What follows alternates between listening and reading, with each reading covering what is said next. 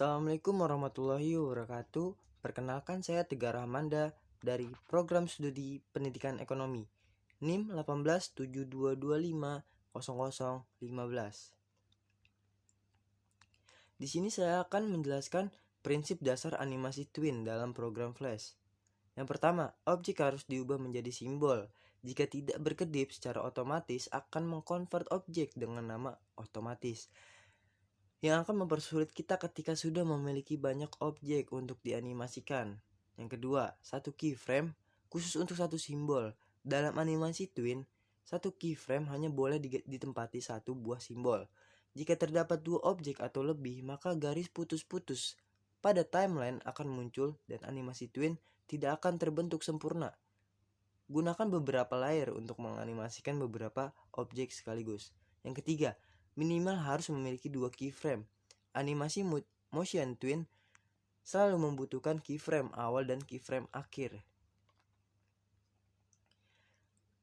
Animasi twin dengan ease dan rotasi. Ease terbagi menjadi dua, yaitu ease in atau percepatan, yaitu animasi akan berjalan lambat di keyframe awal dan menjadi lebih cepat di keyframe akhir. Contoh penggunaan: benda jatuh, mobil yang mulai bergerak maju, something yang terlempar, dan sebagainya. Dalam kilasan kemudahan dalam nilai negatif.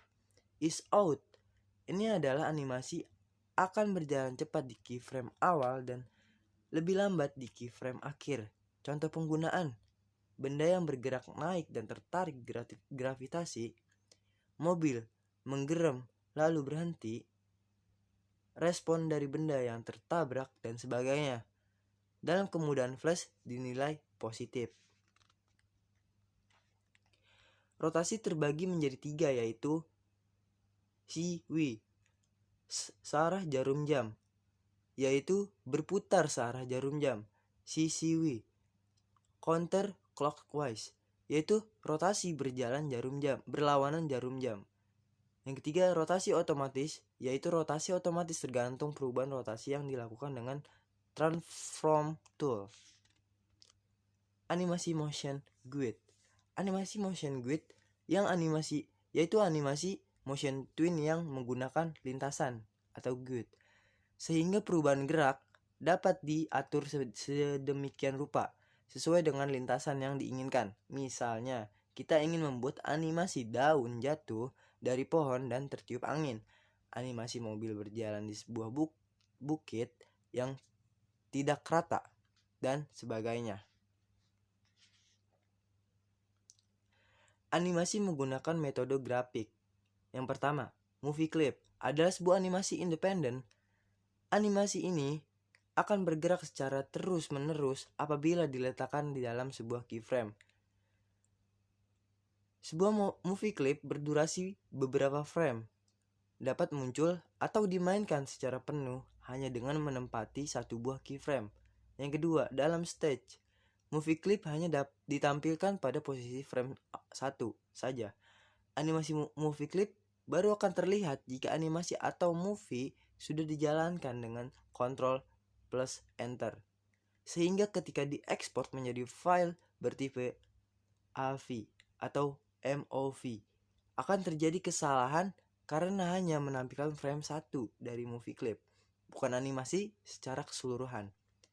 Yang ketiga, movie clip selalu dimulai dari frame 1 dan tidak dapat diatur frame awal dimulainya animasi, kecuali diatur menggunakan kode action script.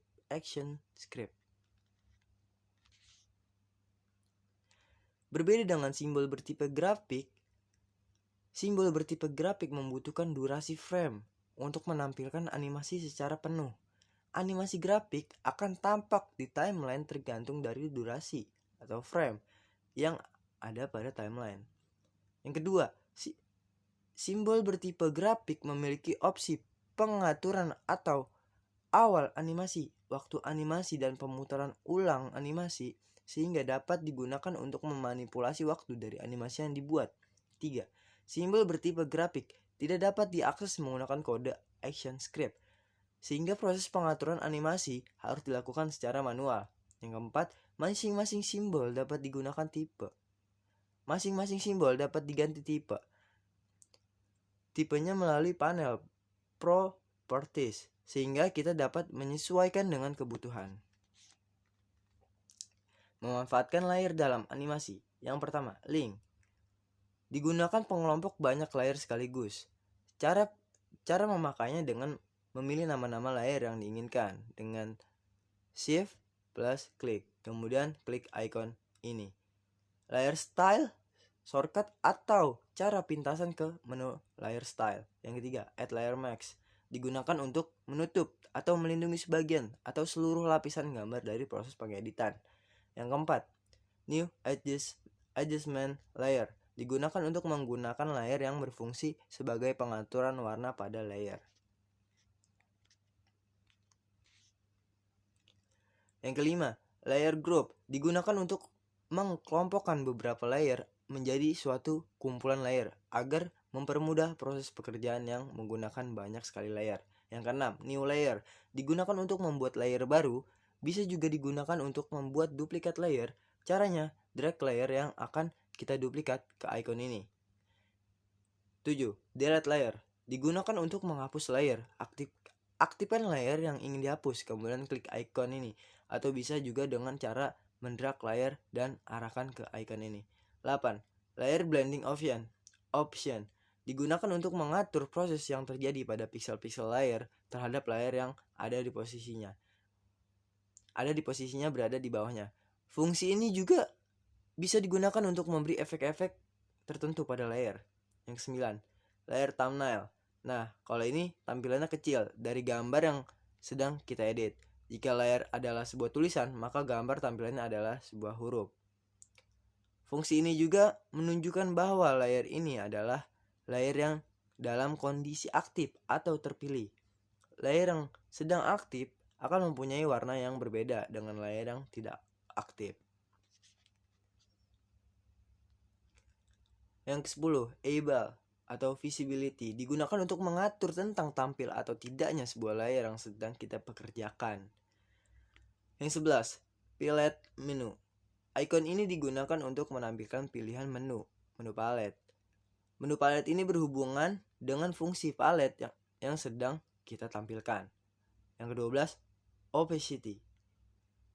Digunakan untuk mengatur tingkat transparansi layer.